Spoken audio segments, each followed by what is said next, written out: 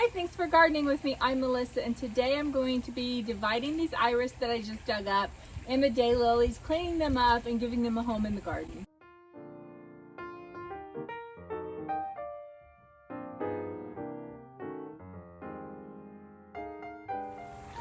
So I have done a previous video on dividing iris. That was earlier in the year. This is the perfect time to divide iris. They love to be divided anywhere between late July and September. And because they love it when it's dry, they love it when it's hot. And right now it's definitely dry and hot. So easy to see how they divide, and I will show you that. The main difference that I'm going to be doing this time of year that I didn't do before is I'll be cutting the green off of the iris, and I will be cutting it about up to here. I want about 3 inches, and I'll cut them in a fan shape, and they're so much easier to plant that way because you want to plant the iris very close to the surface of the soil. When you look at an iris that's in the ground, you can see the top of the rhizome, and you want to be able to do that. So it's kind of hard to plant it that way when you have the long stalks because they are top heavy. So this is a perfect time of year to do this. I'll show you how it's done, and I will show you where I end up planting them. I also have daylilies that I'm not going to be dividing them, but I am going to be cleaning them up. And the reason I'm not going to be dividing them is because I already have a ton of them everywhere. And this is just a nice little clump. So I'm going to clean them up really well, get all the dead off of them, and I will show you how you can divide them.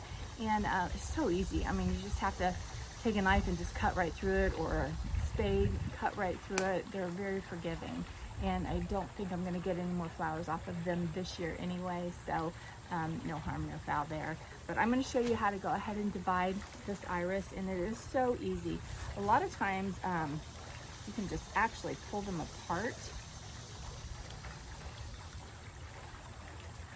Here you can see where this all originated from, and I would say that this was probably the mother plant. I don't know if you can see down in there. I will definitely try to zoom in on that. But this was probably the mother, and it's dead. So this I'm going to divide from it. I'll take this whole clump from it and this one.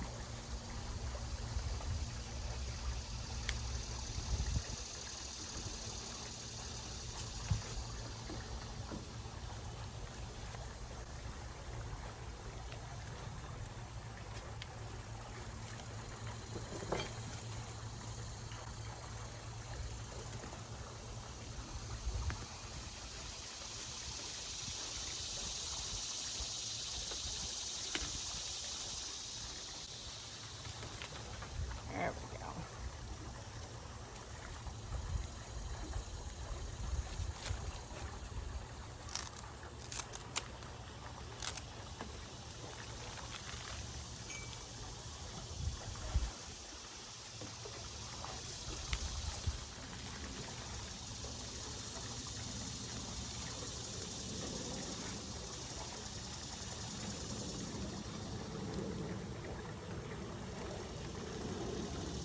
This is why I like to just pull them apart whenever that's an option versus cutting, because if I just tried to cut this out, which this is the old dead one, I could have cut away a lot of the roots, and I like to keep as many of the roots as I possibly can. Out of that one clump, I got 1, 2, 3, 4, 5, 6, 7, 8 different plants that I can divide. I like to plant them at least in a clump of 3 or 5 when I do replant them, but I have 2 more clumps left, so I have a feeling that my friends and family are going to be getting iris.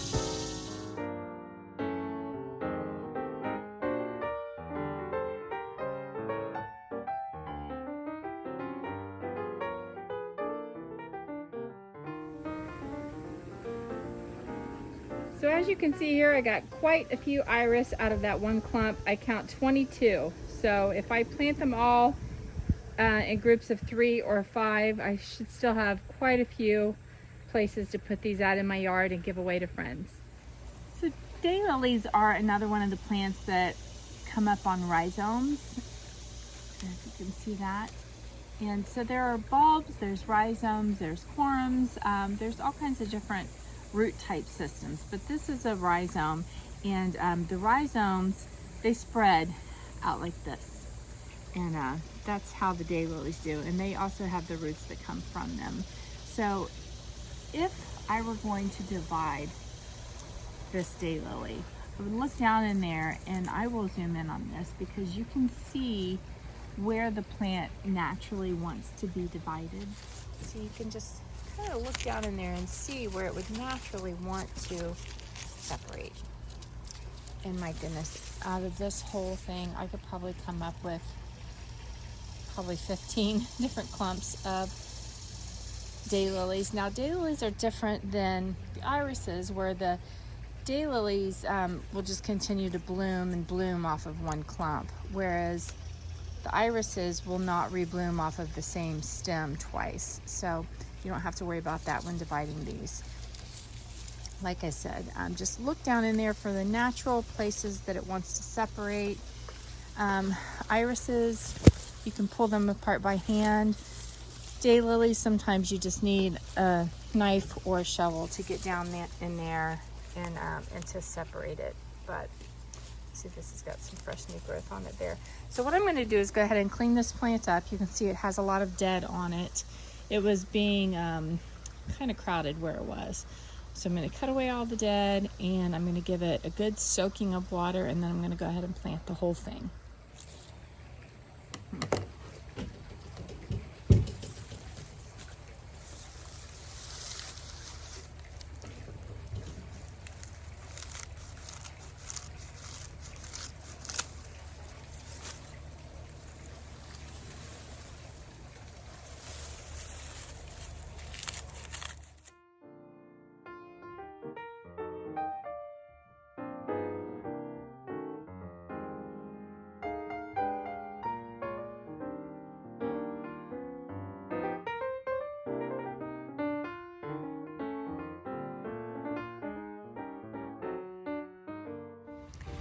So there we have it. This daylily is all cleaned up. It still does have a little bit of yellowing on it, but that's okay.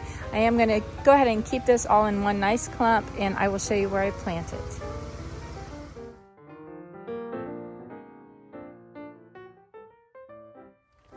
I'm going to mix some Biotone starter fertilizer in with the soil that I took out of the hole. I'm also going to mix in some cozy power.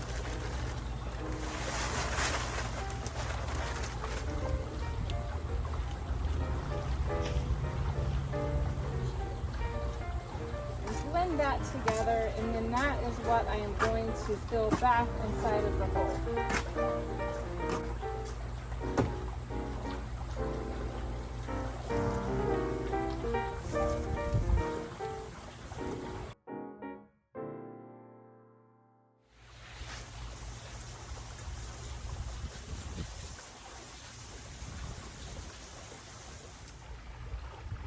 So that daylily is going to make a lot more sense in that spot than the hosta did. This is the poolside garden that I just expanded, and so I am going to be taking out quite a few things and moving them around, whereas before it was a shallow garden bed, where now I don't want it to look like two separate gardens. I want it to look like it had always been like this. So I will be moving out some of the shorter plants that are now considered in the back and putting taller plants there. So the daylily right there that I just planted is right next to delphiniums that I moved from another spot that will be beautiful right there. And then we have the black-eyed Susans right behind that. And then back behind the pool there are some more black-eyed Susans. And there's a fern back there. I don't remember planting the fern, but I must have. Not sure if he's going to be happy in that spot anymore. We'll have to wait and see. But as you can see, there are quite a few more hosta back in there. I do like the one here that is in the front, and I will leave him. But there's two other ones right here that are going to have to go someplace else, and I'll bring something tall to fill in that spot.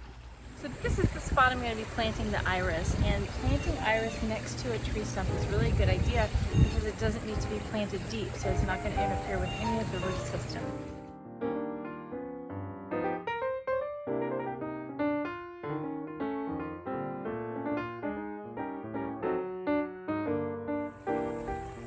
So there it is. I have 5 of my iris plants planted right here. These are purple. I don't know if I said before, but they smell like grape. They're really lovely. They're beautiful. And they should get nice and tall. And then right in front of that, we have Siberian iris that are purple and white, and they'll be right in front of them. That'll be a little bit shorter. And then in front of that, we have purple coneflower. Now, the purple coneflower can get quite tall, but they bloom much later than these do. So I think it's just gonna all marry in beautifully here. And this year, it's really not gonna look like much, but next year it should be really beautiful. So thank you so much for gardening with me. I hope that this inspired you to get out into your own yard, divide up some iris. Iris do like to be divided every 3 to 5 years. Otherwise, you'll start to see your flowers start to waning and you won't get as many beautiful flowers as you did get in the beginning. So every 3 to 5 years, it's a good idea to go ahead and divide the clump of iris. When you do plant them, pay attention to how deep they are when you pull them up out of the ground, because that's how they want to be planted in the new spot. You want to be able to see the rhizomes from the top. Also, you want to be able to plant your irises out. So the rhizome is facing the tree, and that way the flower grows up from the back side of the rhizome. So you'll be able to see that next year. So I'm just really looking forward to this beautiful show next year. There are ants all over the place crawling all over me. So I'm gonna end this video right now, but thank you so much for gardening with me, and God bless.